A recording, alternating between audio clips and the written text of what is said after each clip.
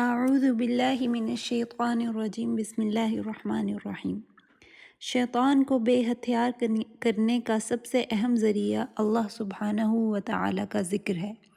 یہ بات ذہن نشین کر لیں کہ جہاں اللہ سبحانہ و تعالیٰ کا ذکر ہوگا وہاں شیطان نہیں ہوگا، اور جہاں اللہ تعالیٰ کا ذکر نہیں ہوگا وہیں پر شیطان ہوگا، چاہے وہ آپ کا گھر ہو، کوئی عمل ہو یا آپ کا دل ہو۔ جہاں یاد الہی نہیں وہ جگہ شیطان کا گھر ہے۔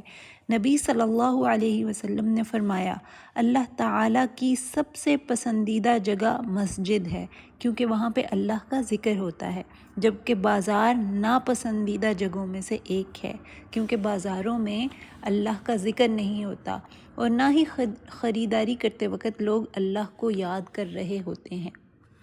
جب ہم نے جن کا ٹاپک پڑھا تھا تو اس میں ہم نے یہ حدیث بھی پڑھی تھی کہ شیطان پہ لعنت نہ بھیجو۔ نبی صلی اللہ علیہ وآلہ وسلم نے فرمایا کہ شیطان پہ لعنت نہ بھیجو ورنہ وہ بڑا ہو جاتا ہے، یہاں تک کہ وہ آپ کے گھر سے بھی بڑا ہو جاتا ہے۔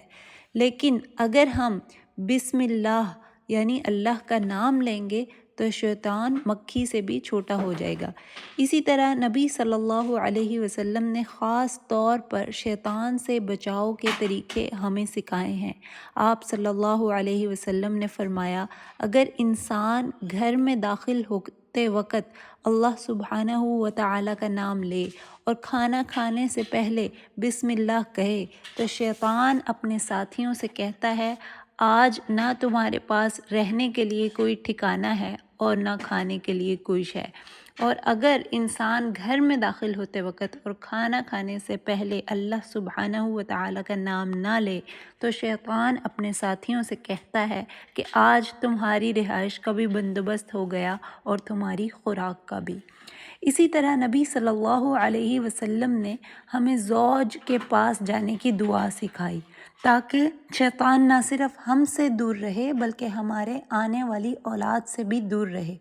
اسی طرح ہمیں نہ صرف قرآن پاک کی تلاوت اپنے گھروں میں چلانی چاہیے بلکہ خود بھی اس کی تلاوت ضرور کرنی چاہیے، کیونکہ اس سے نہ صرف ہمارا گھر شیطان سے پاک ہوتا ہے بلکہ ہماری زبان اور دل بھی قرآن کی تلاوت کی وجہ سے پاک ہوتا ہے۔